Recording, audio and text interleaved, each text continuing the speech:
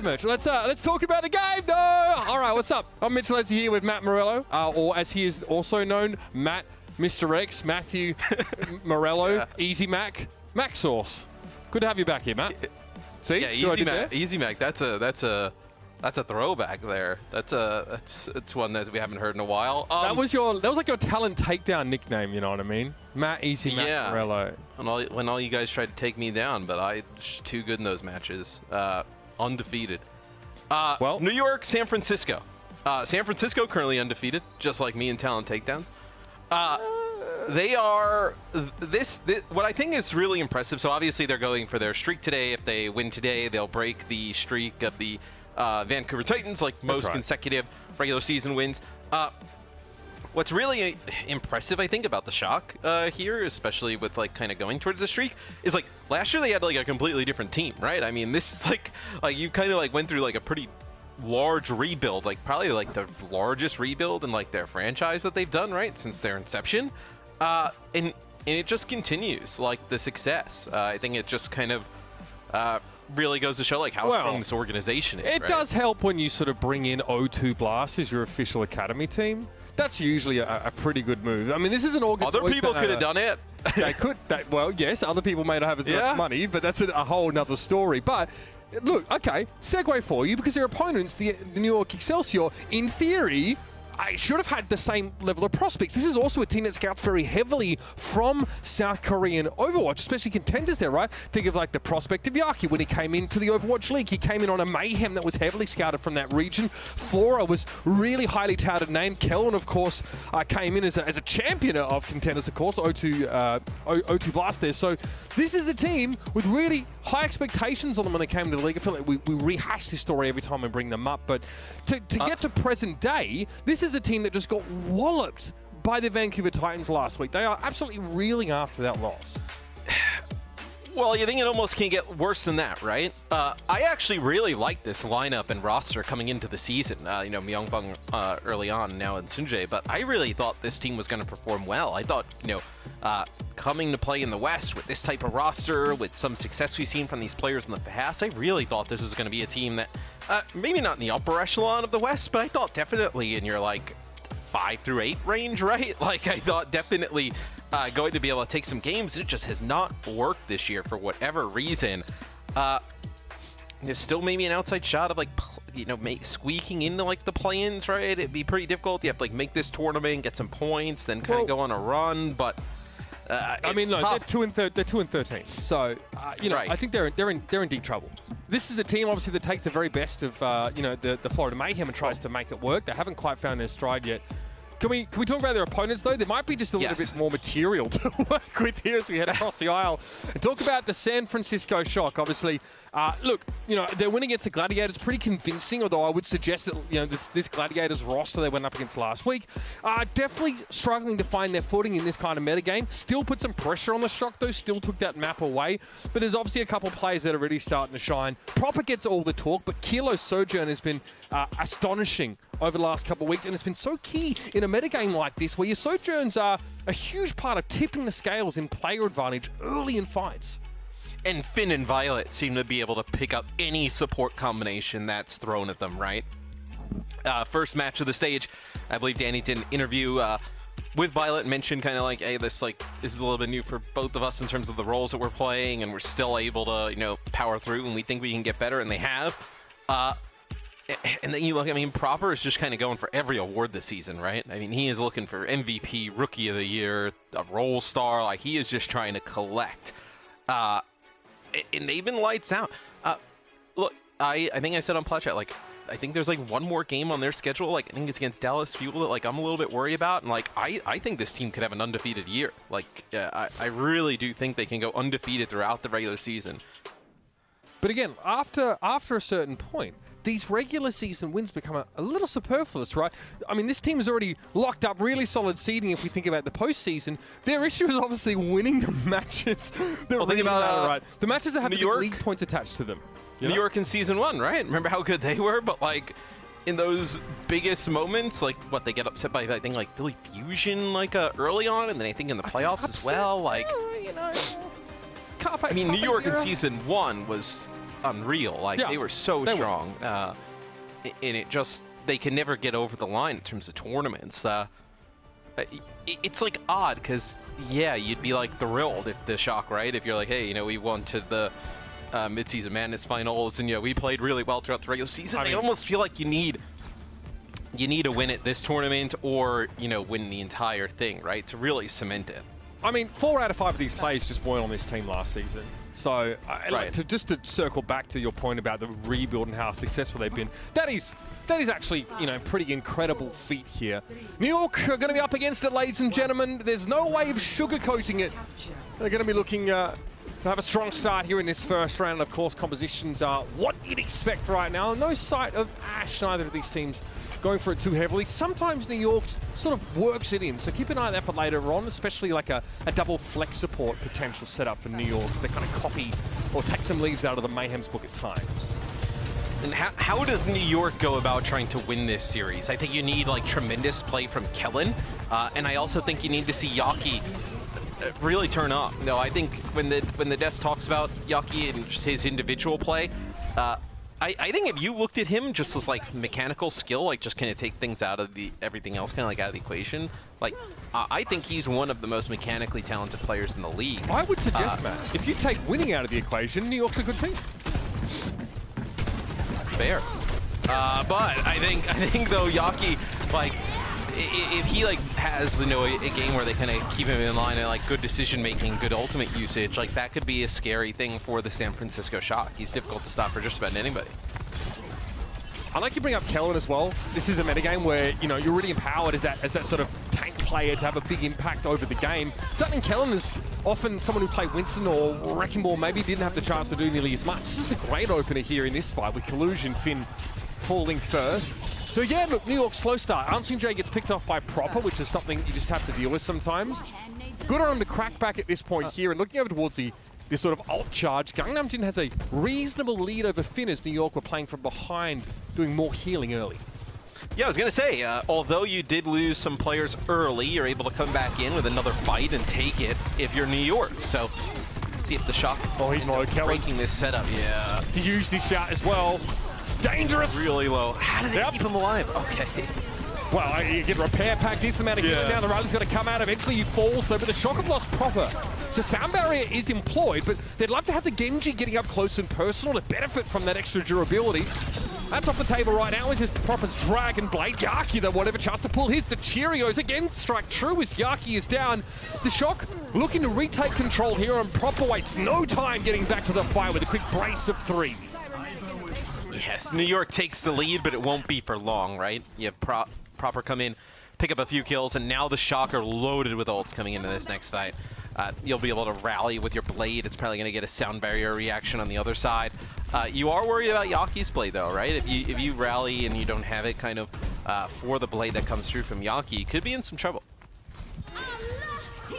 Here's the rally. Makes the Blade a little more dull as Yaki's looking for a way in here, coming up with absolutely nothing, and he's shut down. Oh, he was a deflected overclock into Yaki. Flora ends up killing his teammate. Kilo goes for the overclock as well. And again, it's the egg on the face of Yaki, ironically, if you know the translation in Japanese.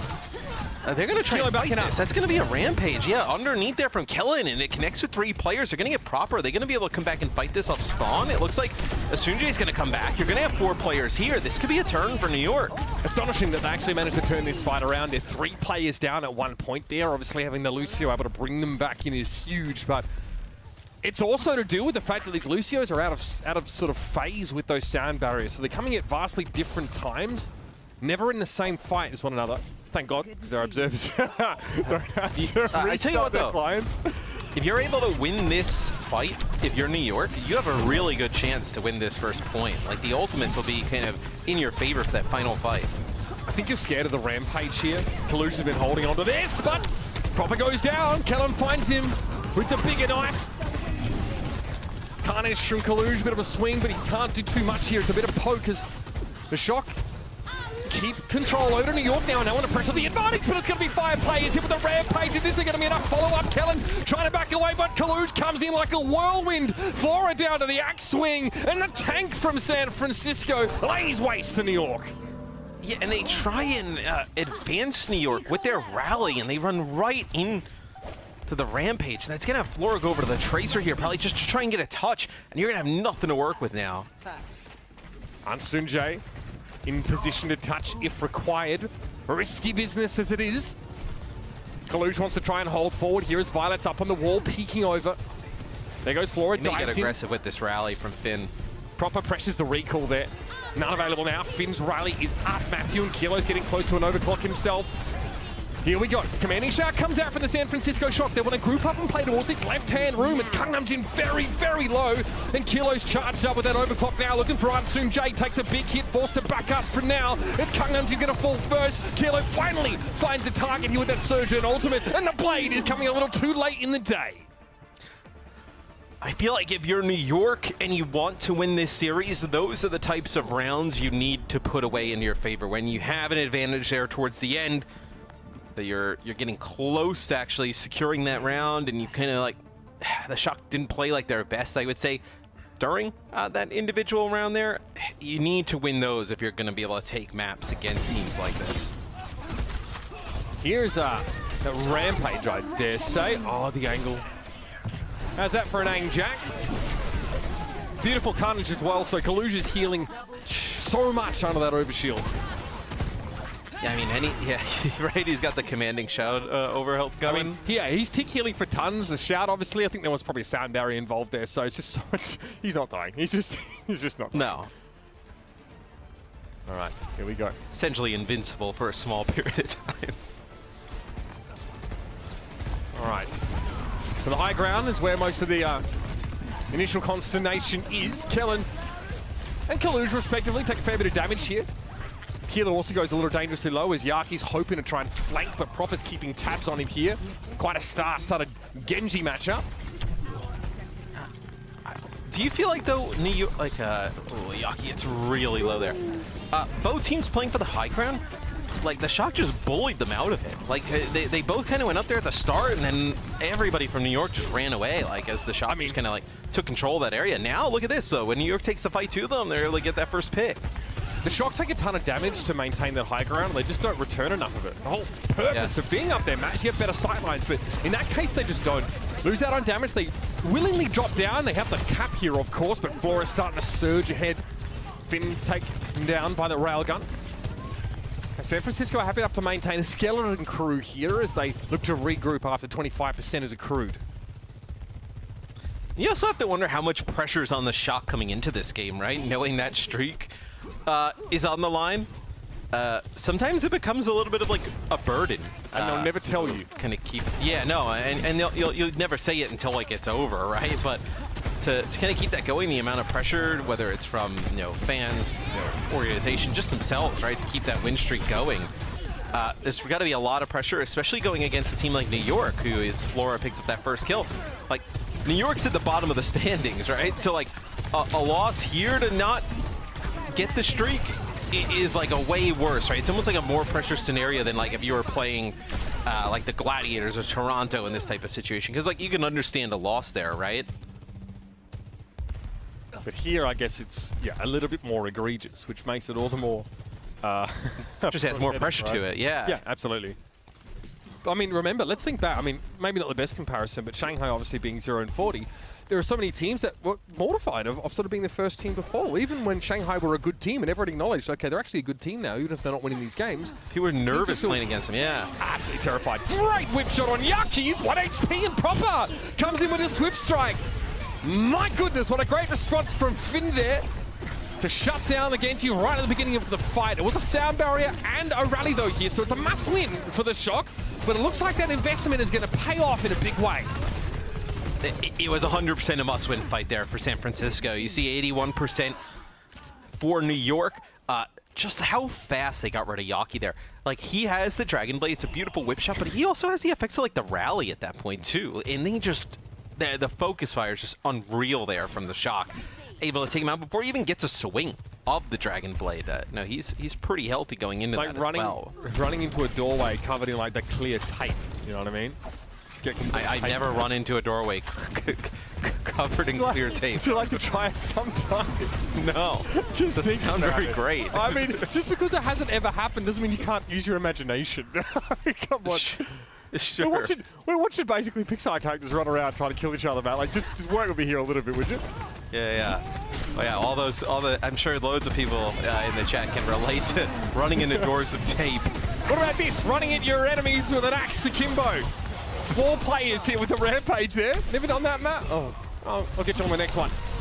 Violet getting rid of Yaki, though, again shut down by a support. It's going to be a 3 versus 3 for the time being. Violet just staves off New York here as San Francisco now pull into the lead. This is getting scary for New York, who've spent those support ultimates, who've spent those big abilities and have nothing to show for it right now. The Shock is maybe looking to give up control, or at least some control to regroup.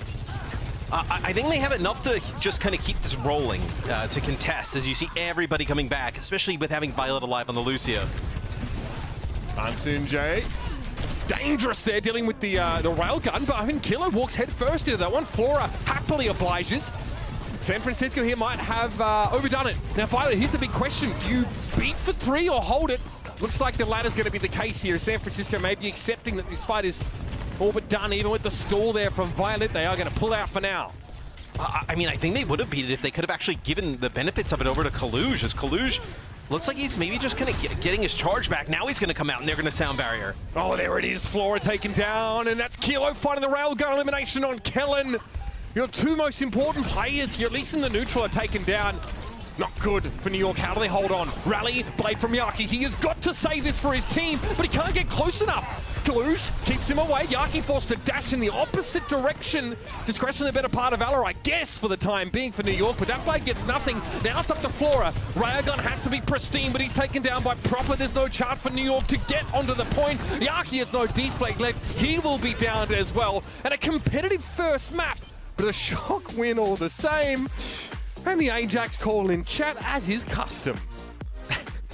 That's a really good first map from New York. Although it is a losing effort and the Shock take a 1-0 lead in the series, New York played quite well there. Had an opportunity there towards the end to steal this, but I thought Violet being able to hold on to that beat. Kaluj, I think that where New York messed up was not just kind of chasing and just burning down Kaluj. They let him actually just go down by their spawn, reset his commanding shout, and then come around the corner, collapse from both sides with the shout and the sound barrier. Good look for San Francisco. They're making a smart disengage in order to win the round. And so the first map goes their way. Again, it's a first to 3, everybody. Could go either way as the Shock chase the longest match win record in Overwatch League history.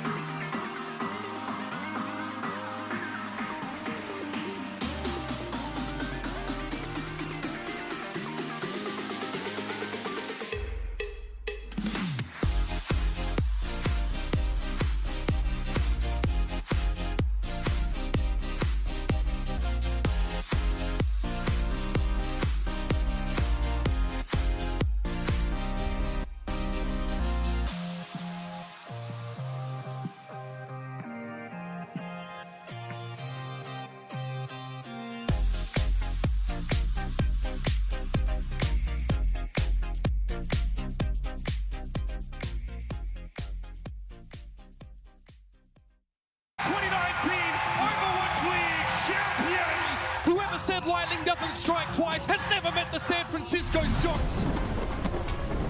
Just the depth of talent on their roster that can't be denied. Some of the most hardcore carry performances that I've ever seen. This is going to be a wild ride. Somehow Vital's going to come to the rescue, get a double kill. Kalu says, how about that one, Chief? See you later. Dude, his aim is so crispy. Man, does it miss those? Holy cow! Sam straights the backline, insta killing. Oh, Mikey! San Francisco, the greatest team in Overwatch. Yeah, okay, bold claims by yours truly. The greatest team in Overwatch definitely was, true at the time. But look, I mean, this year definitely still a couple of check boxes that need to be ticked. We're thinking about sort of our tournament performance. This team incredible in qualifiers. Again, they just got to tighten up how they look when they get to those live events. But hey, Matt, you're getting plenty of bloody practice at least. Yeah, I mean, plenty of practice, but like you mentioned, gotta be able to kind of secure those tournament wins, right? We know how dominant they are in the regular season. Not just this season, like all time. Outside of season 1. No, maybe we forget about that one, but outside of there, they were really good in pretty much every season we've had in the Overwatch League. Can they get it done at events? I think you will see this. Like, I would be stunned if this team didn't win like one of our last like 2 big events, right? I just think they're too consistently good to not break through. And when we're talking about breaking through, it's not like this team got like 8 of these events, right? Like they're like, a series or 2 away from. Yeah, it's like top 4, top 2 kind of. Right. Vibes, like you're knocking on the door, right? Eventually you're gonna break through, regardless of if that door is covered in tape or whatever you were just talking about. Just think about it, all right? Tape, sticky side towards you, you run headlong into it. Just think about it. Or when they put like the cling wrap across the doorway, that's a funny joke. You know what I mean? It's like a TikTok prank, to be honest. No, I don't have TikToks, so I don't get it. Oh, man, come on, bro. I'm like 30 and I know that, man. Come on, bro. I mean, I know what it is. I just don't have it. No. It's not like I just woke up and I'm like, oh man, what is this? Like, we should check it out. Little indie app. Yeah. I'll check it out for sure. What? You don't think the Shock probably just play the same thing on offense, right? I don't think maybe you see like a biotic grenade at the start here, trying to get into that doorway. Yeah. Standard Widow, seems kind of Ana, and then they just. It's in case Genji is like trying to poke or do something obnoxious, right? You have a chance to. Well, yeah, that doorway doesn't have any shielding, right? So if you can get like a biotic grenade and then maybe a sniper shot or 2, like you can maybe get it, like sneak an early pick, but I don't think we've seen it work out. Yeah. I don't think we've seen anybody get it. Well, I like that. It's due diligence. It's like sonicking the rail cart on attack on Route 66. It's just a whole part of the procedure coming out of the gates. Yaki living dangerously. Proper draws a bead on him. Trading in the neutral here. Chaotic as it looks. There is a method to the madness though right now as Kellen's getting pressured. Danger! He's able to get away and only just Killer needs to not overextend here, and he actually gets Yaki with the disruptor shot, so it's a trade. Favoring the attackers though. Proper's still healthy. Now there's even less in place to keep tabs on him because there's no Genji mobility for New York until he returns, so Proper will pressure the point, and Ansujay is down to Kaluj. That's 2 for the Junker Queen. And that's going to be both supports down, and I was going to say, I know Yaki does end up falling first.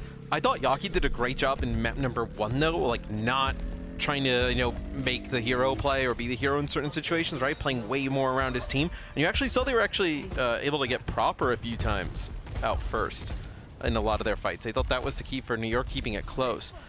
This time though, you end up losing both supports after, you know, an initial trade of kills, and then it goes to the shot. I mean, you don't want to trade. I think if you're defending, you want to trade up at the very least, and I think your Genji for their Sojourn doesn't necessarily represent that. So New York, tough sometimes as well, just responding to who's getting pressured the most. Flora playing pretty far forward, and some of the rest of the Excelsior here, they really want to get up in the face of the shock, but there's a rally in the way, so a lot of this poke damage now just gets shrugged off.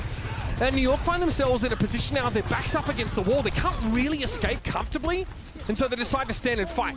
Kaluj is taken down, he's the commanding shout. This should be a huge lead for New York, and okay, beat there from Violet. Question marks in the chat. Yeah, you're going to see a beat from, well, the beat comes from both sides. So maybe you think that now you give Proper a good opportunity with the Blade, but that is a beat where you only have 3 players alive for the shock, and I think everybody at that point was up for New York. Yeah, it was like a 5v3, I want to say. Yeah, not great value. Who's more at fault then? You know, the player that's sort of beating in a 3v5? We'll get to it later. You know where I'm going with this. Rampage Yaki can't be healed, ticking down as well. Kaluj got him on the way through. That tick damage is a killer when you're low HP. Flora eventually able to riddle Kaluj with these railgun shots, but it's not going to be enough here. San Francisco in a position now to reassume position on the cart and get some progress around the corner here. Now we head towards the car wash. And Kellen will have a Rampage coming into the next fight, but man, Kaluj with a really good use of the Rampage while Yaki's blading. So Yaki, you saw from his point of view, wasn't able to get any healing, ends up just kind of ticking out, just kind of bleeding over time to death. And now you come back, you have your own overclock and your own blade. Here it is, Rampage for 3. That'll be enough. More than enough. Man, it is so strong. I mean, think about how strong Honest Biotic Grenade is, right? Just when it connects with like 1 or 2 players, and being able to just kind of like shoot yourself out of a cannon, it seems like, and just deliver that to multiple targets in an AoE. Like, the Rampage is insanely impactful. Sorry? I have no idea how Kilo found it. Flick. All right, a lot of damage there as well on Gangnam Jin. Makes it pretty easy for Finn to finish the job. So New York pushing deep, very far forward, as often as they possibly can here, trying to set up some sort of spawn camp scenario, but the shock of 3 players, so that's full speed on the cart to get it through one of the more treacherous parts of the attacker's side. And New York will be able to fight again, though. Yep, they fight outside here. I think they prefer to have the cart, obviously, you know, in that underpass to a degree, but this is acceptable as well. Kilo has that high ground. Keep an eye on that. Finn's rally. He's going to send the shock forward now. The blade is drawn. Gangnam Jin trying to shield bash away. Oh, dear. The rally's going to help keep him healed up, and Violet's been taken down by Kellen here. Proper can't get close enough right now. Kaluj almost gets the card home, but looks like Fire's going to have to wait a little longer to get put out. I mean, that is a fight that Gangnam Jin wins there for the NYXL. Rally keeps everybody like, you know, topped up a little bit as Finn's coming in with the rally and the aggression from the shock. And then the blade is popped. He actually uses his bash to get away. And then when they try and chase him down, he's also got a brig in his face. He's got Finn in his face as well as Proper chasing with a blade. And he's able to whip shot Proper through that, knock him back, allow the rest of his team to, you know, handle business on the cart. And he doesn't get taken out during that blade. Just a sick play there from Gangnam Jin. Very, very hard for Proper to have an impact in the fight. Crucially shutting him down. So sound barriers for both sides here, and a lot coming up for New York in general. Will this fight be slow enough? Probably, to allow them to get towards those key abilities. Yaki's blade, definitely consideration here. Neither team wants to go for the support ultimates, and now they do. Ansunjay, yes, the classic. Double beat comes out here. No casualties as of yet, but Yaki's blade eventually finds its mark. It's Kilo falling first. A lot of damage on Violet there as Finn, Kaluge, and the aforementioned now having to hot-foot it away. 43 seconds left in the round. This is excellent defensive work from New York. It's been about a 2-minute plus hold at this location of the map, and coming into the next fight, you got your Rampage, which we talked about how impactful that is, and then Gangnam Jin yet again. I mean, after that play with Proper, able to build up a considerable more ultimate charge when you think about it, when the rallies were both popped at about the same time versus Finn. So you think he may have that one big key support ult that may put you over the top. Yaki currently has deadlift status for New York here. 10 final blows in one half for the man, and that's a lovely lineup there. Fantastic stuff. It had to be a Rampage come out here for Kaluge. He's going to get 4 at least with the ticking damage. Anyone's gained here. Kellen looking towards the backside right now. A lot of pressure on Vale as he tried to get the card home. Proper now needs to try and push them back, but Yaki got up to the high ground and got rid of Kilo. That's a round-winning play right there. Getting rid of the Sojourn, meaning the Shock don't have the advantage in a more drawn-out engagement. It's going to have to be a rally here from Finn, but there may not be enough in play for the San Francisco Shock right now. Kilo's only just respawned and has so far to walk back. And now with that rally having expired, Finn is going to succumb. Gangnam Jin's going to be taken down here. The Doom Fist makes an appearance for Kaluge. Anything that keeps this round going is something the Shock are valuing right now. Kaluge somehow being topped up for the moment. Violet is very low, but he's avoiding Fora for the most part. Eventually, he has to give up as well, and that will be the Shock forced off of the card. Just the one checkpoint, Matt, here on Midtown. That's very impressive from New York, showing that they might have some of the K9 internally as well. Think about is too, when the Shock take point A, it's basically like instantly, right? Like there's not really like a long lingering fight. There's not like a defensive stand from New York. It pretty much is the Shock walk to the point, they get it. And then after that, New York's defense was fantastic. So we'll see if New York, how they play on offense. Can they kind of break this first initial setup? I think if you see them actually have like a successful offense, kind of like the Shock, maybe in the same fashion of time, I actually think this is a map that New York can definitely take. Great start for them there. And again, Yaki having an 11-3 round. Yaki's curse is often that he has his best games when his team get crushed. Flora had a similar game like that last week against Vancouver, but this one is looking really good. Now Yaki's performance is actively translating to advantages for New York in this map. They just have to tighten up this offense. San Francisco, a Shock, are a team, if you give them an inch, if you give them a moment to sort of solidify, especially on defense, they will punish you. But the diff was real in the Genji department. Proper only was 3 final blows, 4 deaths last round. And I don't think anybody should be surprised that Yaki can have this type of performance against a team like the San Francisco Shock. Knowing how just skilled he is on numerous heroes, especially the Genji. It's just, can you turn... I mean, I think that's kind of almost been like his career in OWL so far. Is like, you know, you put up these amazing stats and you see these like tremendous individual performances, but like, can you translate that into team success? Where some of it may be in your hands, and then honestly, a lot of it's like out of your hands, right? If anyone's played Overwatch, they can tell you that like, it's not exactly the game where you can like solo hard carry. Right? You couldn't really need everybody to pull their amount of weight, and maybe it's just been a kind of like a little bit of a unfortunate product to some of the teams that I know he's had in past years. Is 2 kills go in favor of the Shock early on. It'll be a trade though. No, you can't be serious. Yaki almost had another one there. Kilo was so low. This is actually a messy fight. I mean, really, you think the Killer gets a free kill, a literal free kill as Flora just stands still for a little too long. And yet San Francisco almost get sort of cut down to sort of 2 players there after Yaki has a moment. You see, they really wanted to maybe even see if they can finish Kilo off and at least have him coming back from spawn, as everybody was just pretty much running at him in a straight line there.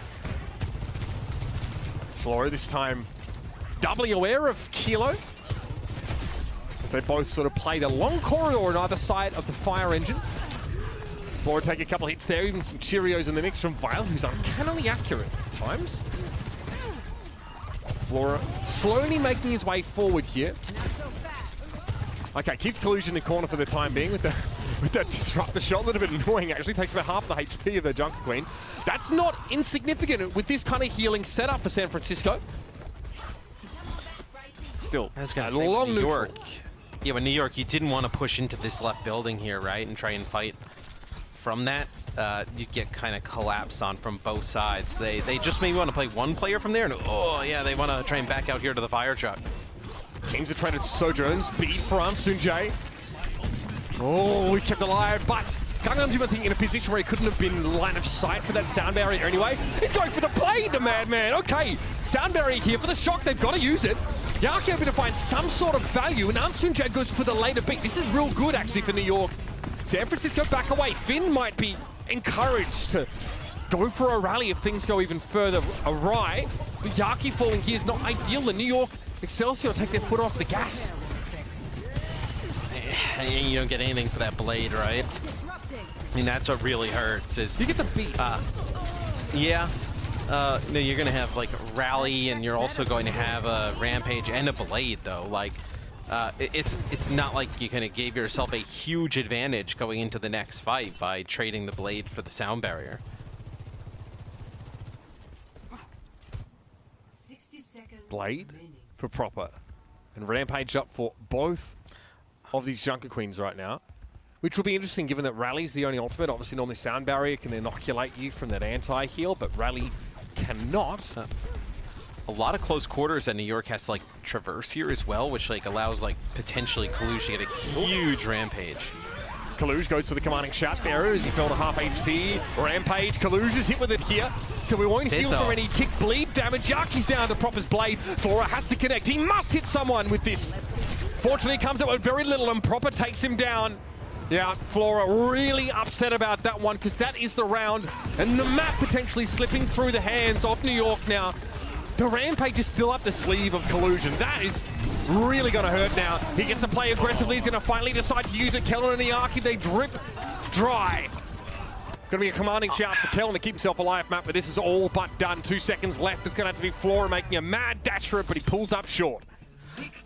I feel like if you were to look at New York and like what's kind of gone wrong with their season, I almost feel like this map is just a great example of it. Like, you know, their defense, they actually play quite well, right? They prevent the shock from even taking the second checkpoint. Their offense, though, it's just riddled by ultimates that just get them absolutely nothing. I mean, the Yaki Blade, you traded it for Sound Barrier, great, but like, you left yourself in a situation where, okay, you have a few ultimates to get something with. Flora doesn't connect in anything with the overclock.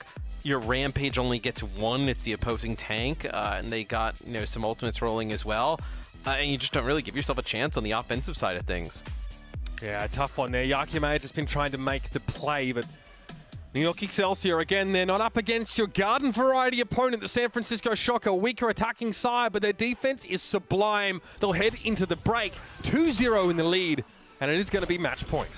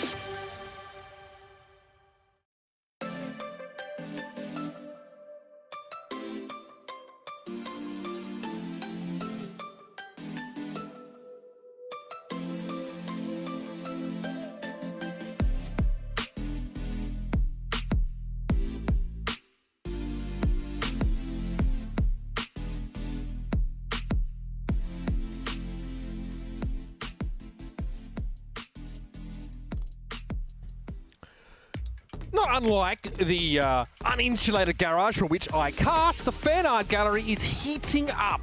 Don't miss your chance to have your art features on broadcast. Share your art celebrating summertime and the Overwatch League at the same time. Now, I know we don't always venture into the outside world, but you can bring the outside world in with your depictions, of course, of Summer meets Overwatch League.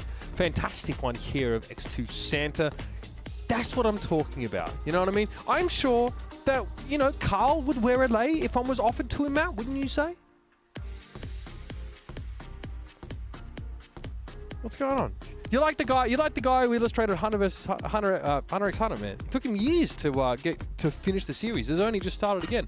People, here's what you do. You keep people wanting, right? But eventually, Matt, you've got to come through. You've got to deliver.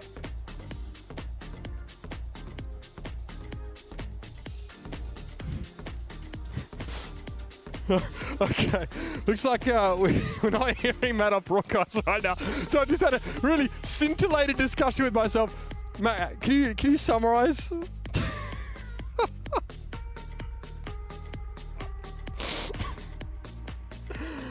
Oh. Yeah, I've been off my art game a bit. Yeah. Okay. I gotta get back out there. You know, I gotta get the creative art flowing. Yeah, you probably need to go and sit in front of some waterfalls and just get some inspiration. I'm inspired by San Francisco Shock's drubbing. It's water. Just get in the water then. Just have a swim around, Matt. Get some sun. San Francisco Shock, inspiring though. Generally, move me to the point of tears, where I'm almost inspired to create an art depiction of what they're doing right now, but it might be a little bit brutal. You know what I mean? Might not be for a bit macabre, perhaps, because it hasn't been that brutal. Well, New York's been all right. In fairness, New York, yeah, their attacking round though was kind of crushing to see some of those fights go against them, especially when they started some of them relatively well. But the Shock are just too experienced to fall apart like that. Their Oasis rounds were both close. They did a pretty good job on defense, New York. Their offense on New York was not great. But I think overall, like, going up against the Shock and with how dominant they've been in the regular season and like how good they are at this meta specifically right now, it's been considering like where we saw New York last, right, against the Titans, this has been a really good showing, I think. New York, again, would love to be in the position to put this streak to. I mean, can you imagine? You're like, oh yeah, we're the ones that shut down San Francisco Shock's potential streak. I think at this point, this is probably a franchise that's looking to boost some spirits here and just remind themselves that they actually are of the kind of caliber that can really dance with a team like the Shock. So it'll be the Shock on offense first. Potentially just the TP to this high ground, and then maybe like a Widow shot or two. Oh man, for a second there I thought like he was gonna be able to take Yaki out, but Yaki gets to safety, so now you'll see the mirror matchup. All right. Again, from the high ground, we'll just poke politely. You notice that New York here no longer trying for the sort of Zenyatta Ana in this position. They've attempted that before. Middling results from that style. Definitely falling in line with the rest of the league. Proper had a poke. Realized they didn't really need to commit right now as the Shock are being allowed to progress unfettered. For the time being, eventually there's going to be a drop down, and I feel like it's coming, Matt. I also think it's important for New York to get off to a pretty good start on this map. We caught a little bit of a glimpse of it, right? But like, remember when Flora got taken out and like just kind of like, you know, head down? Like, it just seems really frustrating for New York right now. They got to get something going in the right direction, give themselves a little bit of momentum, a little bit of confidence here. Proper just deflecting all that poke damage. Proper was doing the poking for really the Shock there. Odd how we've kind of flipped sides. All right. Right. Is Flora getting that first pick? Yeah, he maintains the high ground, so they give up a lot of the card progress so that obviously Flora can play from that spot, gets a kill. A lot of the progress is basically already at point A. Right, but again, that's totally fine. We've seen, well, I mean, oh god, was it 2020, I want to say? Like San Francisco versus Seoul on this map. What really exciting around this part, right? And where both teams were letting the card get almost towards that first checkpoint and sort of managing to fight their way back. Crucially, I mean, Flora just wants to keep that perch. He's able to turn that into elimination when that player advantage sort of snowballs for New York. So good looks for them here. A little risky to play it that way, sure, but it worked out that time. Will it work twice, though? We'll see. Looks like the Shock trying to slide across and get this type of positioning and play almost from the defensive side of things. Force New York out into the open, because New York can't afford to back up into that server room, right? They'd be too far away. Oh man, that's brutal. Kellen gets caught up there inside the carnage, and Yaki, yeah, ends up falling there. Proper starting to do proper things, ladies and gentlemen. Commanding shout comes out here, but it's probably just banter from Kaluge as NYXL get crumped. On a few players spawn up front here. Oh, you're gonna lose Kellen. It looks like Yaki as well, so you're gonna get some free payload progress here for the San Francisco Shock. They're also gonna have Proper with the Blade here, but they're gonna have Sound Barrier on the other side of things. So I think barring Asunjae getting taken out while he's dropping it, or maybe even before, right? Maybe it's Kilo lands a really nice shot onto him, doesn't have an opportunity to react. You're gonna have something to counter this Blade. All right, you heard it. Yaki's coming for him. Kilo going to be the first to fall here, and Yaki uses his very expensive piece of weaponry, mostly to send the damage back the Shock's way. I like that, though. They see that one player is pushing the cart and decide to just like circumvent the high ground and just go straight for the player on the cart. Maybe you didn't exactly need the Blade to do it, but still, being able to stop that cart from just rolling on in. I like that awareness actually from Kellen there. Some pseudo burst healing for the commanding shout to keep Flora alive after he takes a big hit. Unfortunately, it's not enough, and even the Sound Barrier, it's allowed to expire, but the effect, the tick, obviously the tick damage and the anti-heal from Rampage is still in effect. So New York spend an expansive support ultimate and come out with very little. Now, I mean, they're struggling. There's not much they can do about this one. They're going to have to hold on to the Rampage for later. Yeah, and Flora was the victim of Proper's Blade, didn't get the effects of the Sound Barrier, and then, yeah, like you mentioned, even worse, right? Kaluge with a sick Rampage. I feel like he's landed a few of those throughout this series.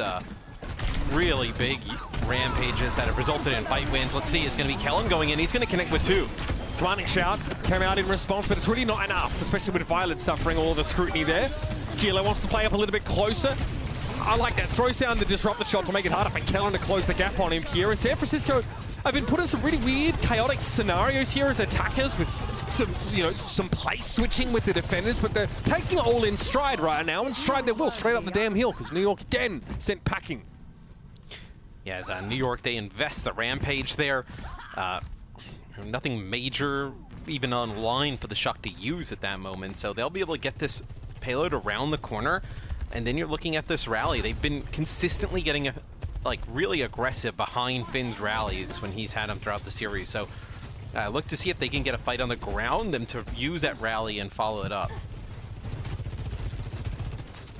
New York here, looking at a 3-0-3 currently, so not ideal for defenders. This is definitely where they need to make up most of that time if they can. But again, getting Kilo out of this position when Proper's running interference for Yaki, very, very difficult to do. But Kilo also struggling to find the railgun charge to put real pressure down. As New York are contesting, but they're keeping their heads down. It's going to force the Shock to dig a little bit deeper, maybe overextend now as Yaki's found his way to the back line, but the Sound Barrier is going to cause him to want to play more peel-oriented for the time being. Blade, whatever the Blade catches, he's going to be happy with for the time being, but Kaluge is kept alive by the rally. The slow drip feed healing is enough to keep the Shock vital, and Kilo sends one of the Dome of Gangnam's in. He's taken down. Kellen down to half HP as he tries to contest here. Yaki wanted to dash through Proper, but Proper was ready for it. Sound Barrier only for 3 players, and the Rampage is enough. 2:16 on the clock for San Francisco. Very respectable timing as New York only 7 final blows across the whole team there. Yaki much quieter. He's 1-5. Struggle to get anything going on defense. And you saw from his POV when he pulled the Blade out, the Sound Barrier was already rolling. The rally a little bit right after he had the Blade active, and he was able to get like nothing with it. Just swung a few times, got some players weak, but he falls so weak it kind of pushes him into that back corner. And I don't know, man. I feel like New York, like, are you like at that point for them? Are you just kind of like allowing the cart to push up, contesting it, and like really late, and then just trying to go all in on those ultimates? Because you've done that a few times where you've given out lots of payload progress and kind of gone for that type of strategy, and it has not worked out. A lot of, decent aggression from New York, but they are waiting. They're sort of, it looks like they're trying to to set up to put themselves in advantageous positions and sort of start the fight from there. But quite often there's a transaction involved. On the first point it was, hey, we're going to give up some more of that cart progress to play this high ground more effectively. You can also play that way. Like, okay, think about back when they started to play near the spawn, right? And Kellen used that rampage. Like, if he would have forced some ultimates out there, and you really had a great idea that you had a large ultimate advantage, or if you were going to have, if you can just stall out for a little bit, you can play like that. But there was nothing used by the Shock, so you have to have at least an idea, like, hey, 4 to 5 players are getting their ultimates online, right? And you may want to try and fight a little bit earlier to give yourself a chance. Thinking more about ultimate economy and less about that positioning, or maybe a better mix of both of them, right? Because it seems like they just run into fights where there's like an extra sound barrier they've got to deal with or something. We also saw New York get spawn killed here, right? Yes. So, I mean, hopefully it's just not like lingering effects, right? Like, oh man, not again, right? We'll see if they can make it out. Again, they've got to break this though, and Finn's doing a pretty good job of staying proximate to Kilo, but again, Yaksh lacks in that mobility. Once Yaki gets a taste of that blood, he goes straight for the jugular. So nice work by New York. They disentangle themselves from what was an attempted spawn camp from San Francisco. That monkey shaken squarely off their shoulders.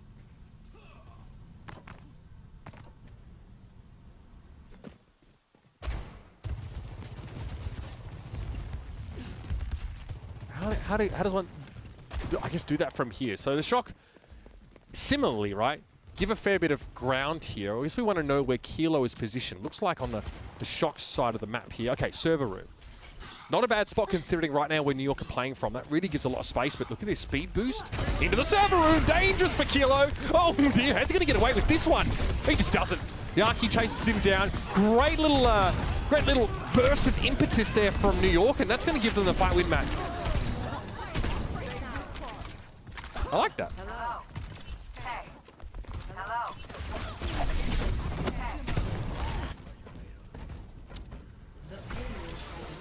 All right. 4 minutes, 36 on the clock to be working with here. There's a rally up for Gangnam Jin. Pings everywhere. Everyone's saying, okay, here's where the Lucio is. Keep an eye on that one. It's really about Yaki maybe building towards that blade, and taking Violet out of the picture early on is going to be a huge part of that. Dynamite for Kilo, he really being kept on his toes so far in this round, often being forced to play reactively, and again, it gives the NYXL a bit of a North Star to pursue in terms of starting these fights and finding the weak spot of San Francisco. Here's the dive. This time San Francisco take things in their own hands. Kellen very, very low here. Picked off as Kalush dives down. And crucially, San Francisco don't have to use any ultimates. Gunman team also went for the rally. And this is what we were talking about earlier, when Matt was actually on the cast. Again, ultimate economy, something that maybe New York not thinking about nearly as much as they are, the positional game. And I've got to say, the calling's been decent in terms of how New York start fights on the attacking side, but really hard to start fights in the way you want to when you move into the shuttle phase where the enemy team could just drop down on you. And now, you better believe it, ladies and gentlemen, we're back into a spawn camp. And there's so much online. Bobby's huge, something we haven't talked about during this series, just because it's been less relevant, but with the limited amount of healing that you have and in the absence of sound barrier, Bob's really got to be hurting. Kilo lets him go straight away. Yaki, unsure about where to go. It's going to be Bob taken down. So New York having to burn that key ultimate away. But San Francisco get what they wanted. They stall out New York, make them slower. 3 minutes and 7 on the clock, rather, as Forward's forced to play back as far as he can. He does have the overclock, and he gets the sound barrier. Now he can actually do it proper. He takes him down with the railgun, and it's up to the higher ground we go. Not much to be seeing from up here, as most of San Francisco have already been brought down, but think about the valuable moments bought by the San Francisco Shock. They still have a couple of key ultimates for this next fight, and that's one in which Proper won't have to contest with the sound barrier. Looking for an opportunity to get maximum blade value if possible. But for support ultimates, San Francisco don't have too much left, so they do not want to be reactive here. It's about setting the pace for San Francisco. Kalush tries to do so, but he takes so much damage. It has to be an early commanding shout that only affects him. Rampage got to catch on to 2 from Kellen, but Proper is there. Oh my! I don't know how he gets Flora. Severs the Achilles from below, and that's 4 for Proper. Fantastic blade. Kellen's really a footnote at this point. He can't achieve anything on his own. And San Francisco convert a losing fight in a spawn camp scenario into a huge win. And Kalush, I can't believe I'm saying this, didn't have to use Rampage at all. So Shock still maintains some form of ult economy, something that will very effectively shut down that rally if that comes into the next fight. Again, if they can... No, we've basically not gone anywhere. But welcome back, though. I didn't miss that much, I guess. Shock now. I mean, you missed the 4K from your boy Proper, Matt, so it's all right. I mean, you see that every game from Proper, though. I mean, almost every map, so... That's true. It's all right. Here we go, though, New York. Pushing up with the card here. Expect to see this Rampage soon. Kaluj catches 2. Okay, crucially, both DPS are hit with that anti-heal. Yaki and Flora, though, still okay. Remember that overshield. Really going to be important here. Bob deployed to the left-hand quarter, I think, so it really makes it hard for New York to retreat back there, and so they go to the right instead, making them pretty susceptible to the dynamite. Gangnam Jin shield getting brought low by Bob, but Flora gets rid of Kilo. That's a huge turnaround. Rally out here for Finn. Yaki probably won't be able to find too much for the time being here. It's just about that pressure. Sound barrier now for Violet. San Francisco have used both their support ultimates map, but we're inside 1 minute remaining. But Flora again strikes. Finn is down. Yaki will just keep poking from mid-range, and there's a chance here for New York. Well, it looked like potentially a big dynamite, though, that came out. It's going to get a few players on New York low as Proper and Violet still here. Somebody's going to have to keep the car contested, though. All right. Here we go, Commanding Shout comes out. A close one here, but New York decide to throw in the towel. The spawners were coming in close enough, but they realized they need to try and sort of coalesce around the rally. Around the Rampage, the Blade, and the Overclock here. No support ultimates on deck for San Francisco. How do you break this? If you're New York, I guess you're reliant on a big Yaki Blade with no support ultimates on the other side. Somebody's got to touch. Via Sunjae and Yaki coming in from the side. Yaki Blade as well. Can he find Kilo, though? Yes, eventually he does. Probably going to get taken down by this Overclock here. Flora finds another headshot on Yaki. He's got 2 now on the trot with that Blade. Finn is able to bring Flora down, but in the meantime, the cart gets home. It's a 90-second extension for New York, but San Francisco was still marching towards that map streak record. And you think this is where the Ash could probably be the most effective, like on your first point, if you can keep that kind of distance, although it is a little bit harder. Second point, if you can keep ship control at the top. But here, right, with this long sightline towards the end, you feel like that's where the range of the Ash can come into play. With only 60 seconds on the clock, you know, a pig or 2 from Kilo, or even just a big dynamite to stall some time, puts the Shock in a great spot. Kilo out of the picture already. New York seeing the light at the end of the tunnel and at the end of the map here. Realize they're pretty close to at least being able to force a run back for San Francisco. Hello. And again, getting that little time extension, a chance to go one more time is a big difference maker on Gibraltar, especially with how easy it is to hold people off in that first point. So the Shock split themselves up as they make their way towards the card here. Proper takes a little bit of poke damage and wants to keep his head down, but Yaki's already worked his way into the back just to keep that constant pressure on. Proper doesn't want to deal with it though. Shield batch comes in. Sound barrier now for Ansu Jay. It's going to be a rally for Finn. Card inches closer. Finn trying to play around collusion. There's a Rampage on Kellen. Getting rid of him will be huge. And look at that Junker Queen burn. Lit up like a Christmas tree is Kellen.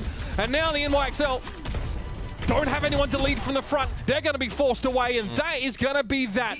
The San Francisco Shock across the 2021 and 22 seasons have achieved the top match win streak of all time in the Overwatch League. 20 wins in a row. An incredible feat. And what a way to do it. And they don't look to be slowing down anytime soon. I said it in our pre-match setup. I think there's like 1 or 2 matches you're really scared about for them coming up in the regular season on their schedule still. But man, you could be looking to not just right now you break the streak and you own it. The streak is still active. No, you look to build towards that streak here in the regular season, where I think potentially the Shock, they could have an undefeated regular season here this year.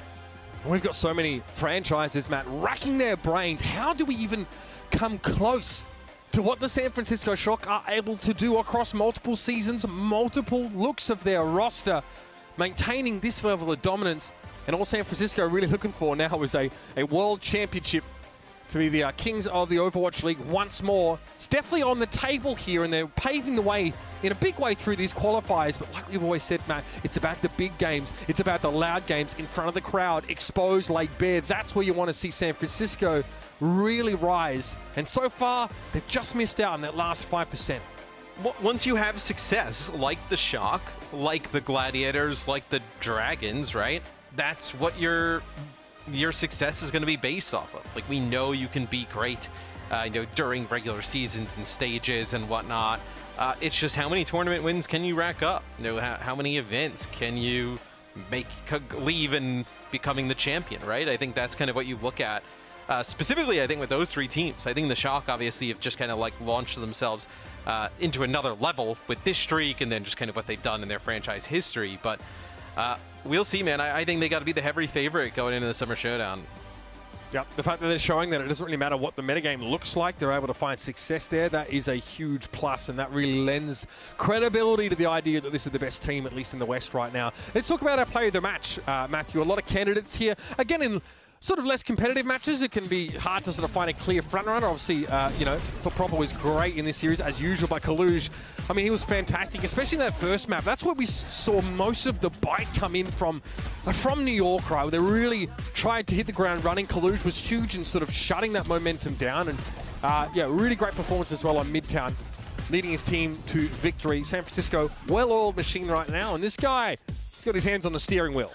Yeah, I thought today, if you were to look at both of these teams, I thought the Junker Queen difference was probably the biggest one across the board. Because we even talked about it, like, Proper didn't play amazing the entire time, right? He had moments where struggling a little bit, but Kaluj just getting very quiet. Yeah, he's just getting so much better value out of the Rampage. Like, every time we saw a Rampage from Kaluj, it was extremely impactful. We just did not really see it on the other side of things. I think his play today really put the Shock over in a dominant fashion.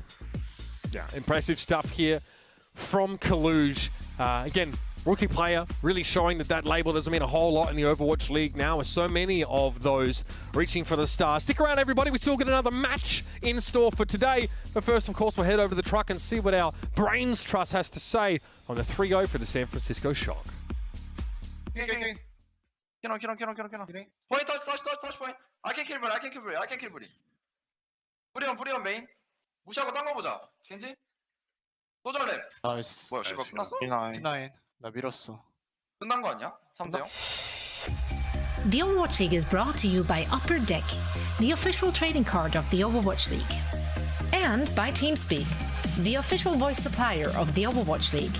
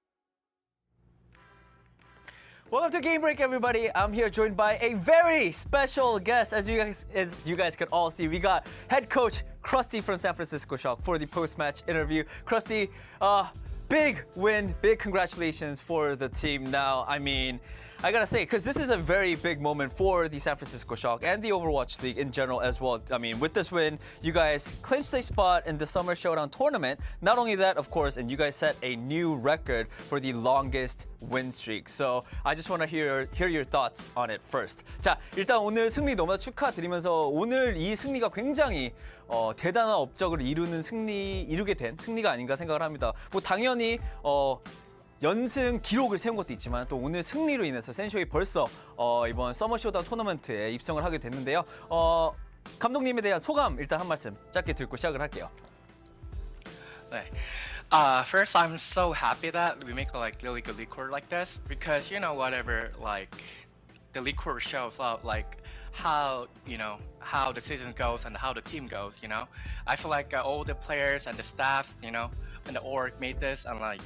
Yeah, I mean, it's really good, like, the word for me, yeah, so I'm pretty happy for that. Yeah, I mean, before we continue, I just want to say your English improved even more, so I think I'm just gonna Thank you. Not translate in Korean, and we're just gonna do it all in English, so I could buy more time to ask you more questions, because I have a lot of questions for you, Coach. So, yeah. Moving on, second question, I also want to ask you, I feel like San Francisco Shock is a team that has been just consistently dominant throughout the years of Overwatch League. Whether it's a new meta, whether it's a new stage, whether you guys put in a new player and make a new team, you guys as a franchise have always been a dominant force. Like I guess my basic question is like, how is San Francisco Shock so consistently good all the time? Well, I think like consistency is the hardest thing because like after like you make a two-time champion and like keep getting motivated, and also I feel like for doing that I feel like the players did a really great job, and also I feel like all the staff we have a great staff 9K and the Castellus, and also I feel like the org they also like listen to me a lot and they really support us. I feel like that makes us like being us a consistency. I mean that is like really hard for being a perfect triangle, but I feel like we made that, so that's why we are here. Yeah, you guys are here, and that is why you guys have this amazing result. Now, I mean, you just right now mentioned about becoming the two-time champion. So my last question is about that. Two-time champion, you guys now have the longest win streak in the Overwatch League. Like, how do you stay motivated? Because when you guys have so much wins and when you guys are so dominant, I guess sometimes it could be easy to get complacent, but it doesn't seem like that's the case for San Francisco Shock. So what's the secret? Well, like I feel like the biggest reason is we just hate losing. I mean, yeah, I want to win, but I just hate losing. So I feel like all of our players are also at the same page. Like they really hate losing, and even like we always think like we're gonna lose. I mean, like because like we are dominating for sure, but like if you're facing a match, we always think like it's like 50 and 50. It's a 0 game. So I always say like, hey, just don't lose to them. Let's just kick their ass. That's what our mindset is, and like I feel like that's why. Okay. All right, I mean, you are a special guest here, so I'm gonna squeeze in one last question. Even talking about matches and winning, you guys do.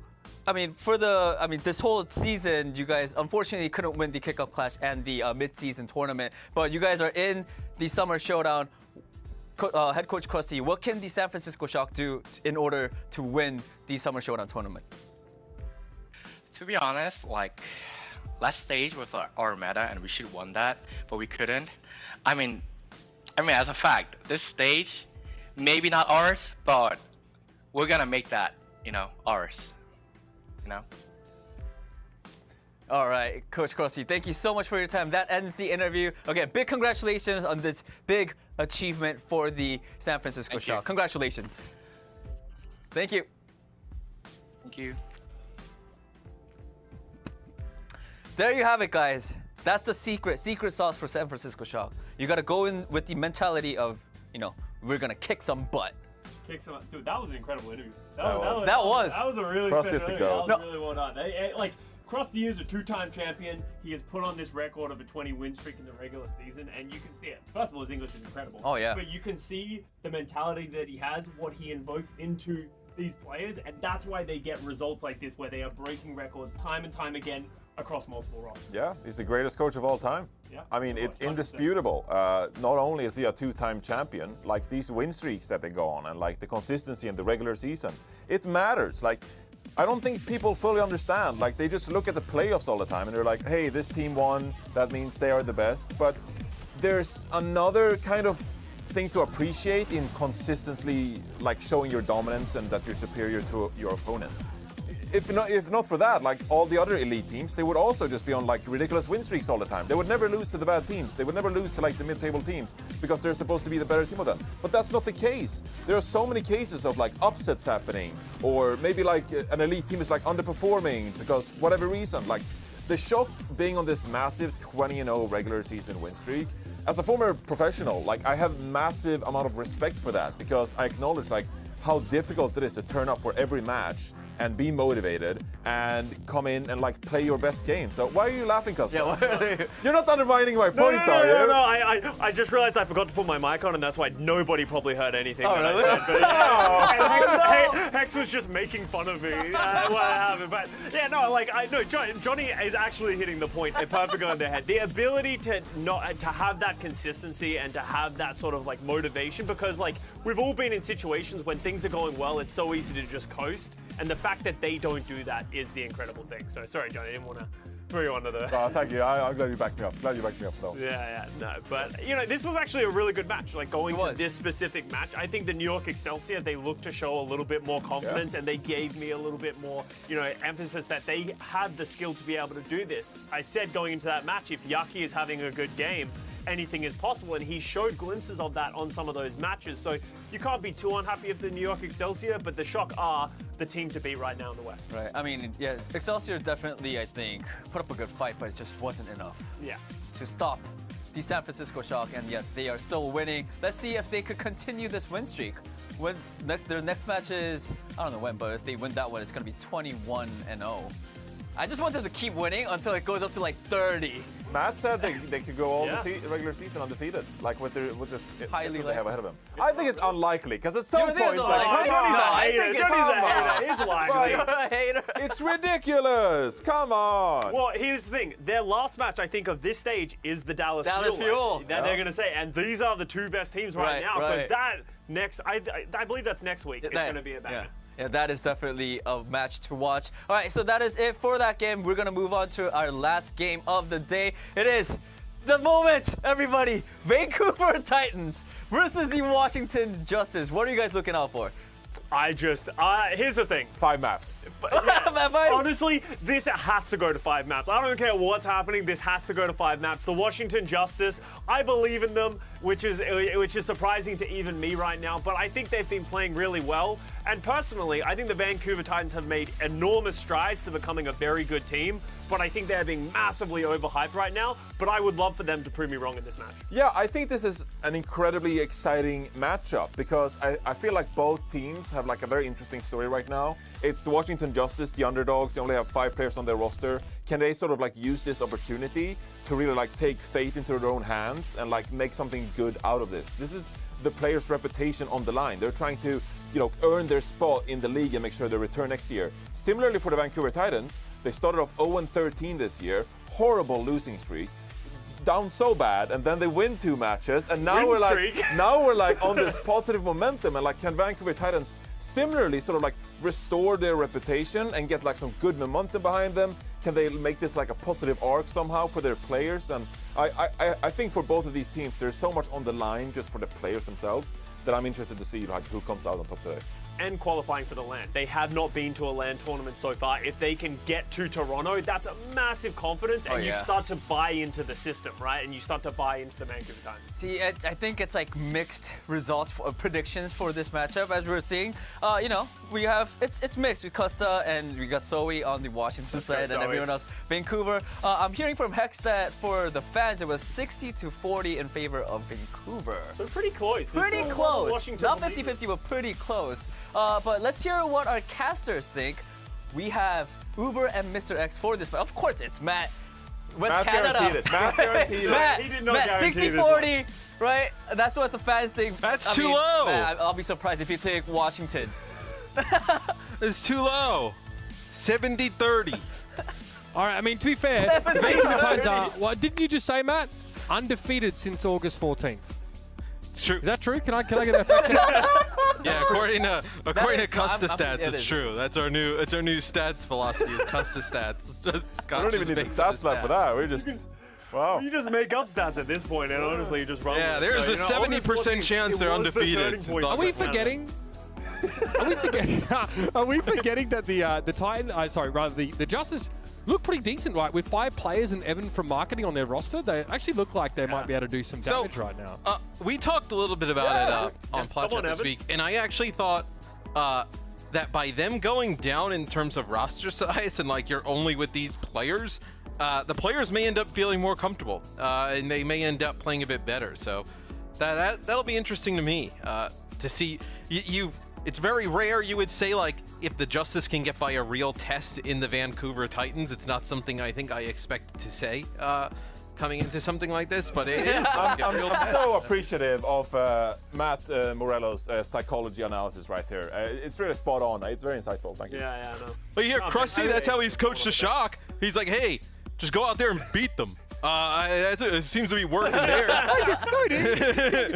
He said, go out there and kick their ass, is what he said. You know, that's what I want to see, a bit of that bloody hunger, you know what I'm saying? These guys have got it. This is what happens when you don't feed someone for a while to get hungry. I mean, Vancouver Titans have been subsisting on breadsticks and D-Pays for lunch money for how long? Let's make it happen. I'm ready to see the Vancouver Titans take this away personally, guys. And now, I like the idea of a streamlined Washington Justice roster, guys. Let's see. Why are you doing that with your hands? Because it's streamlined. I'm in it. No, keep going. Look at how many players you can fit inside this baby. Only 5 apparently. Yeah, and then a team staff member. But still, it's about the quality. All right, we'll catch you guys later. We're gonna jump into this one because again, everyone is split on their expectation. You know, what team looks stronger? 60-40 from the fans. Huge surprise. It's very meta right now to be very excited about the Vancouver Titans. But in fairness, right, King comes into this team as sort of this newest addition. Looks really good. Look, Aspire's Sojourn, after last week's play, he's been sick. Statistically, Matt, I mean, signs are saying that he's the best in the league, at least in his output, right? Now, that might be, there are a lot of reasons for that. It could be also because they absolutely farmed New York last week. But there's no, just the eye test for Aspire is really, really quite compelling as well. This team's come a long way, really started to take shape. Is this their time? Is West Canada about to rise up? I honestly really like this team with the way they're playing right now.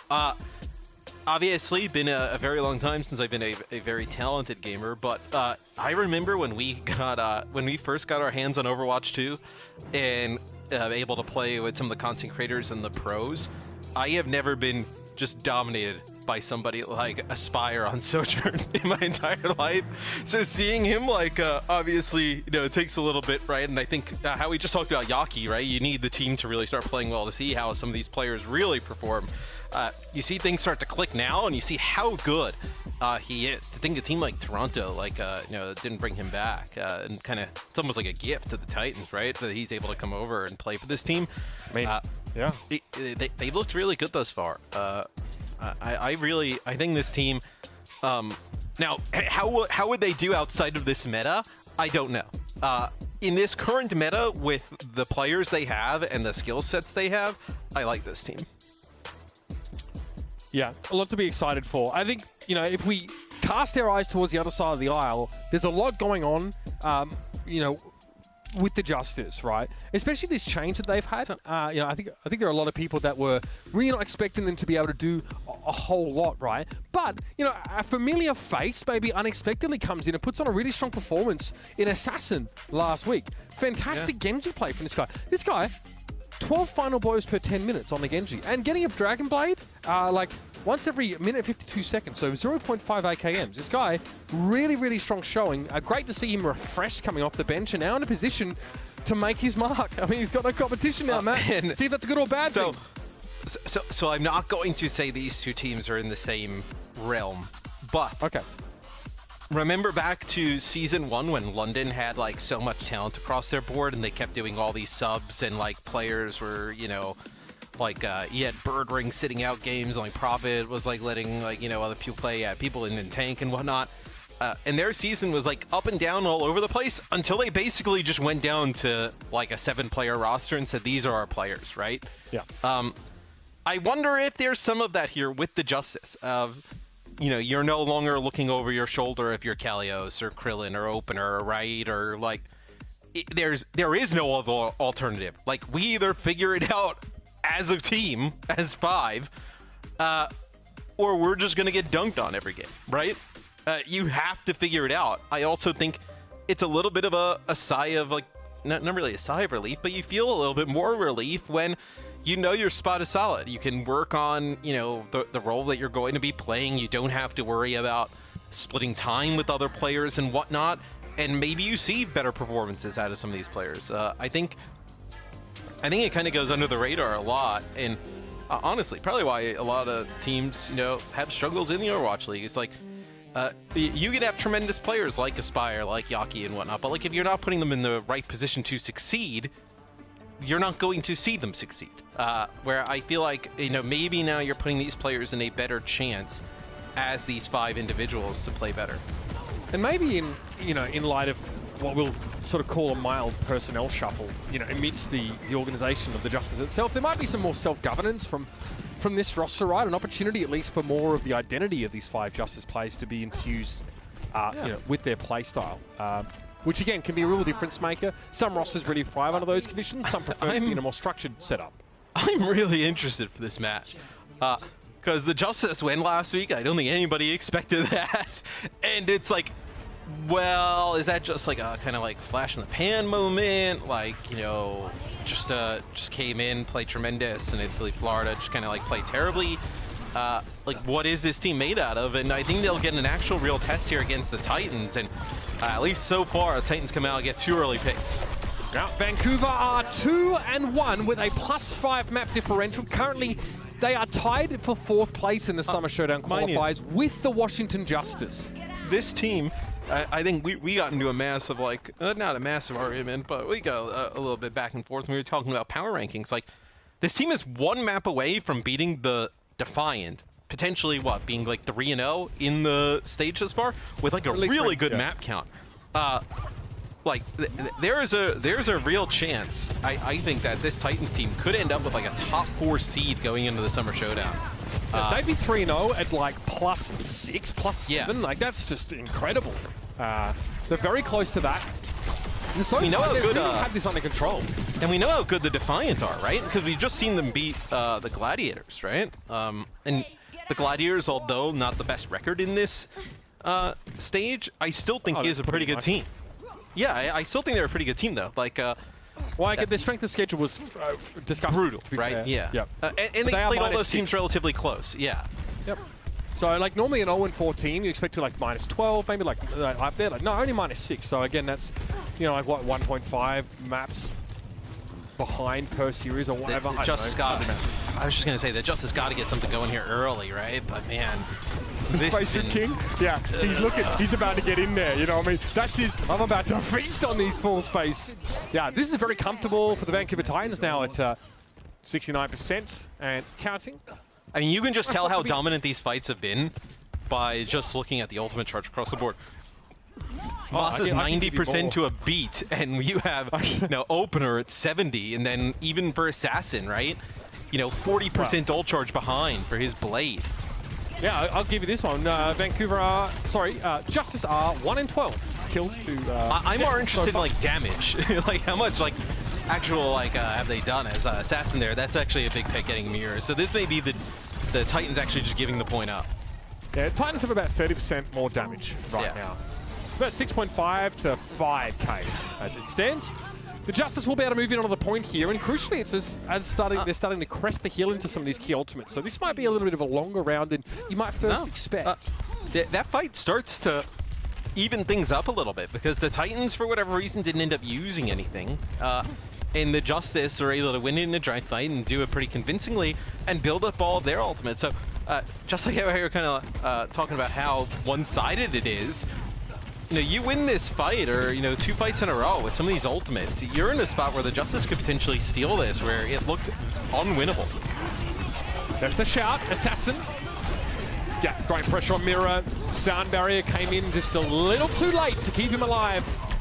Just the 1 kill may well be enough here. King, again, looking to try and find something with his own blade, but the Justice burned through both their support ultimates here, and if King can find value after the fact, then more bully for him. Aspire, though, will be sent packing, and so do the Justice send the Titans wholesale back to spawn here. I'm surprised they invested the rally there, the Titans. You would have lost your Jungle Queen and ended up signing a rally after losing, I think, even another player. So you end up getting Krillin's rally out, but you're gonna have to see a big rampage here and Aspire potentially pop off, because just like that, the Justice are gonna get above 70%. Yeah, it doesn't take much.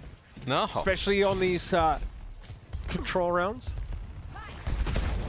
Like to see what Vancouver can work with in terms of their Sojourn play. See if Aspire can actually get set up here. They're going to be forced to filter in, so it leaves Kalios pretty close and able to drop down and start to pressure them here. Rampage coming from a flanking angle. It's Masa and Aspire both here with that. Aspire needs to get some value before he goes down. And eventually, the bleed will claim him. 2 for 1 so far now as Kalios looks to try and pick King off there. Pulls him on in with Gracie. There's the Carnage. Mirror forced to give a little bit of ground now. 96 and counting here. The Titans have to make a bit of a play, but the Justice are at full strength still. And we're into overtime. Masa keeps the round going, but the Vancouver Titans haven't had any success since they were first pushed off the point, and it looks like the Justice, Matt, are finally warmed up. This meta is so, like, ultimate defiant at times, like, where the Titans are absolutely rolling them. One fight, they have an ultimate advantage. They didn't use anything. The Justice come in, they even the odds, and then they just roll them the rest of the game. So the Justice bounced back in a big way the second half of that point. I think really probably stunned the Titans a bit. Well, it's an extension of the conversation we had in the last series on Gibraltar. Like there's an emphasis on positioning, which is really important, but ultimate economy is a little bit more relevant here than it was in previous, more scrappy, more DPS-oriented metas. You pointed out that, Aztec goes for a rally there in a losing fight for the Titans when they're already sort of lost Mirror. And you wonder maybe if they hold on to that, they can actually, give themselves an opportunity to fight back into the round before the Justice gets to 99. So Vancouver looking a bit sheepish after that round. They really had the Justice dead to rights, and they lost in a tri-fight, of all things. So the Justice got control of the point and didn't have to spend anything for it. That is just, cannot allow that to happen. Decay gets first blood here on Aspire. I mean, you talk about players, in the same vein as like a Yaki or an Aspire, right, who we know have the skill and have just maybe been on a team that's just kind of not clicking or whatnot, right? Where Decay, I think sometimes, like when we talk about like the best DPS players in the league, like he gets forgot about so often, but when his teams are like clicking and you kind of have everybody playing up to par, let's say, you can allow him to kind of play what he is good at, which is just about everything. There are not as many players in the league as like dynamic as Decay, I think. It's just, can you also keep him focused, right? Yeah, it's meta dependent as well to some degree. Like in a Cassidy meta, Decay really gets the shine. I think that's like one of the better metas for him, and also Tracer. When Tracer is more powerful and less of just like an annoying Hornet that is eventually dealt with. A long fight here, but the Titans are up by a couple of players now, with Assassin going down. So this really should be Vancouver moving into residence after a summary eviction. And they will, with the Justice able to get themselves about 45% before having to cede control. I was going to say, it almost didn't really feel like they had built up that much, but getting the point early and kind of these long nature of the fights, yeah, it allows them to get to 45%. Where,